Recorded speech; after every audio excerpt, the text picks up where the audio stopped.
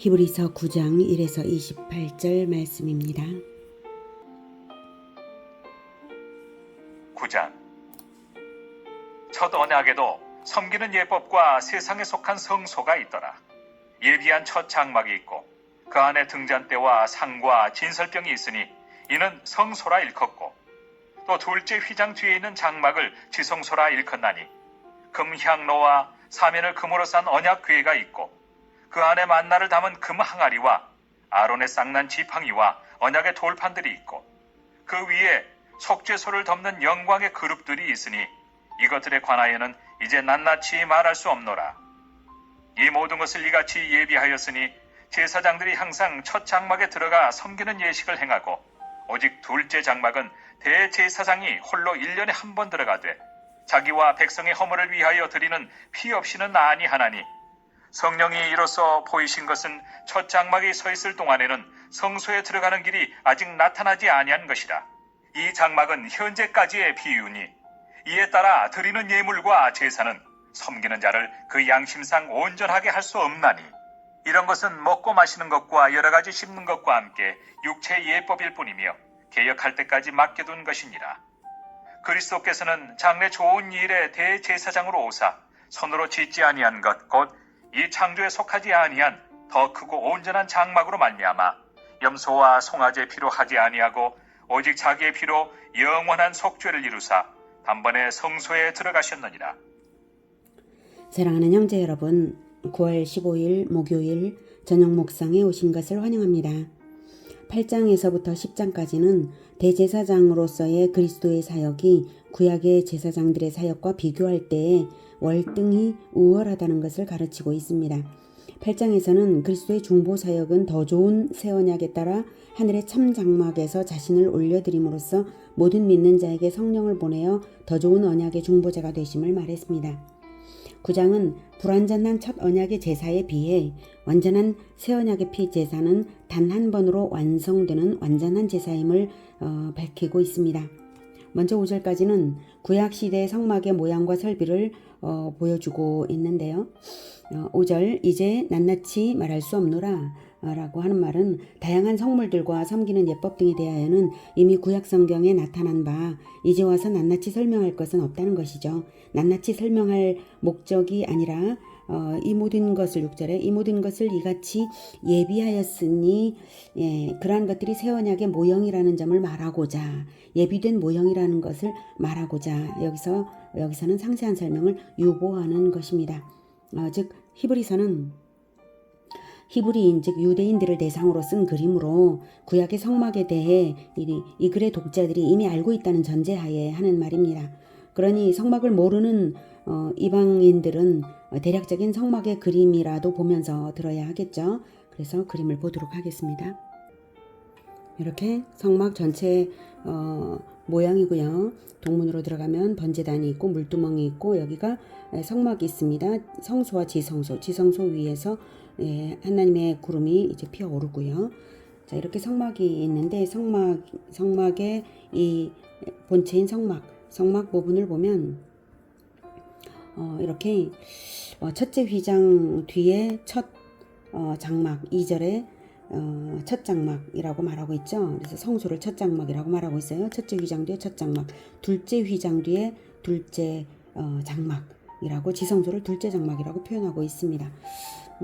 그리고 이 첫째 장막 즉 성소에 있는 것과 지성소에 있는 것을 보면 성소에는 등잔대와 떡 상에 위에 있는 진설병 그리고 분향단 있고요.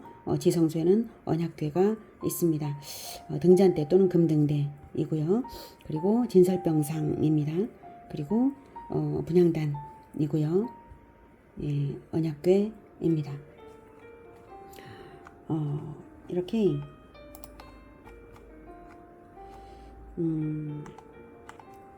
속죄소를 덮는 영광의 그룹이라고 5절에 나와 있죠. 여기 언약궤는 이 상자를 말하는데요. 언약궤 안에 아론의 쌍난 지팡이와 두 돌판이 있어요. 만나를 담은 항아리. 그러니까 이게 이 언약궤 안에 있는 것들입니다.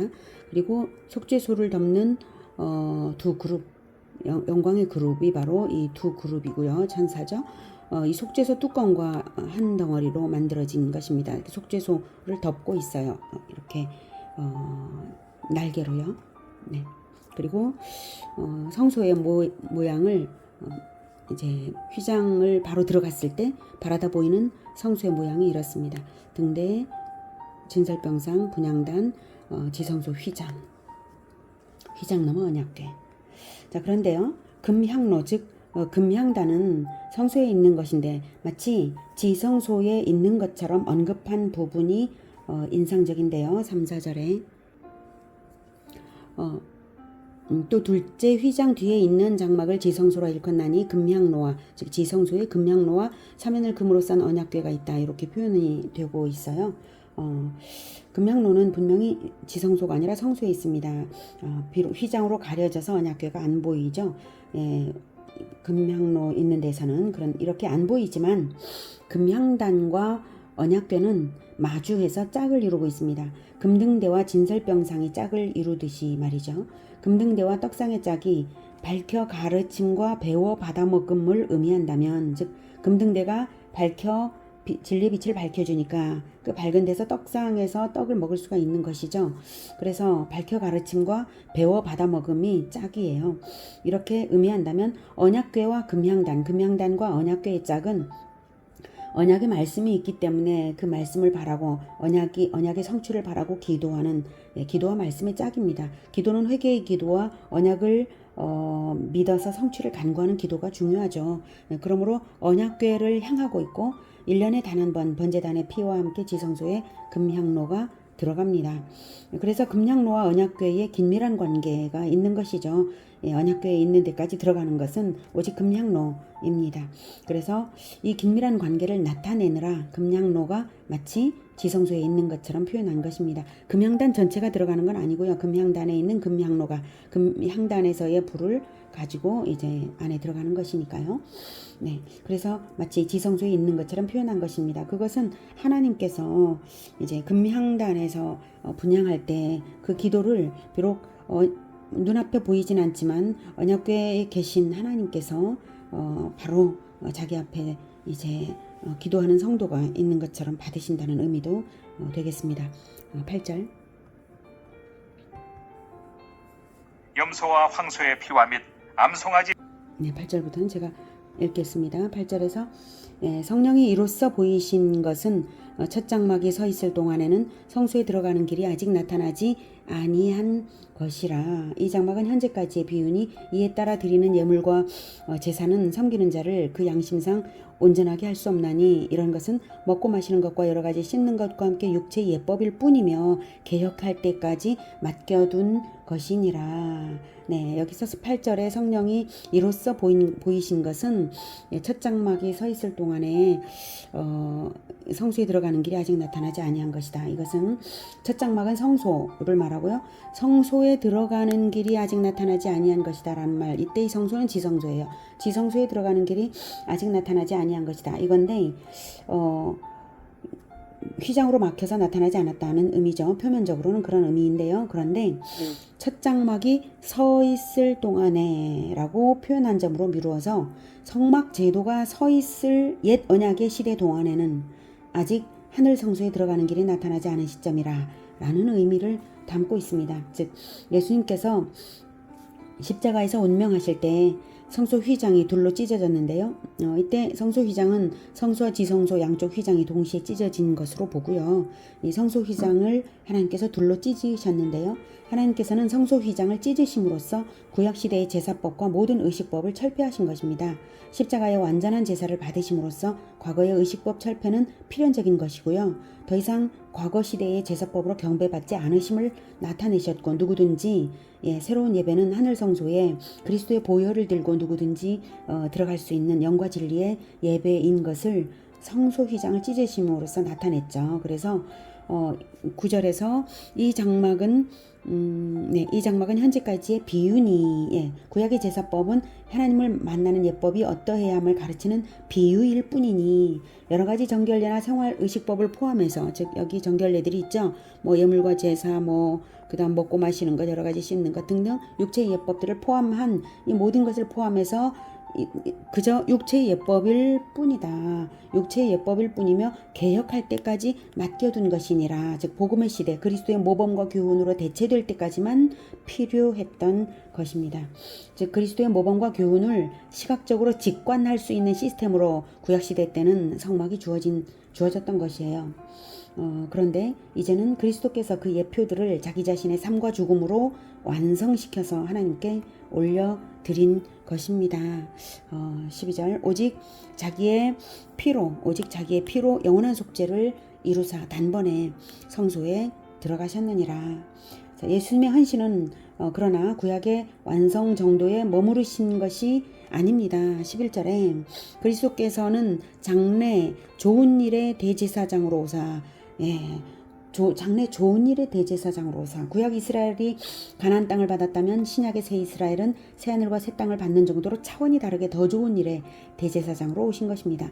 구약 이스라엘이 성막을 눈으로 보는 정도에 머물렀다면 신약의 우리들에게는 임마누엘이 성령으로 이루어지고 있는 것이죠. 성령을 주심으로 말미암아 이렇게 차원이 다르고 재림을 기다림으로 이렇게 차원이 다른 것입니다. 그 일을 이루기 위해서 예수님께서 하늘 성소에 손으로 짓지 아니한 것, 곧 이 창조에 속하지 아니한 더 크고 온전한 장막 하늘 성소에 염소와 송아지의 피로 하지 아니하고 오직 자기의 피로 영원한 속죄를 이루사 단번에 성소에 들어가셨느니라.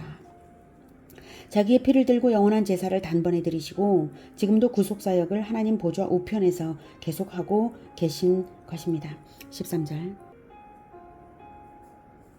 염소와 황소의 피와 및 암송아지의 죄를 부정한 자에게 뿌려 그 육체를 정결하게 하여 거룩하게 하거든.